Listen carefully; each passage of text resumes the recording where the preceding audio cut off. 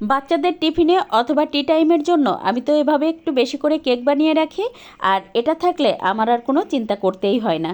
আজকের কেক বানানোর জন্য এখানে 1 কাপ, সাথে আরও 3 টেবিল চামচ পরিমাণ ময়দা নিয়েছি। তার সাথে আধা চা চামচ পরিমাণ বেকিং পাউডার আর বেকিং সোডা দিয়ে দিলাম। আজকে 5টা ডিম দিয়ে আমি কেক করব, তার জন্য ডিমটা কুসুম আলাদা করে নিয়ে এই যে সাদা অংশটা বেশ ভালোভাবে বিট করে নিচ্ছি। এখন এর মধ্যে 1 কাপ পরিমাণ চিনি দিয়ে দেব, আর ধাপে ধাপে চিনিটা দিয়ে দেব। সেই সাথে দিয়ে দেব 1/4 কাপ পরিমাণ রান্নার তেল, তার সাথে দিয়ে দেব 1/4 কাপ পরিমাণ লিকুইড দুধ, আরও দিয়ে দেব ভ্যানিলা এসেন্স।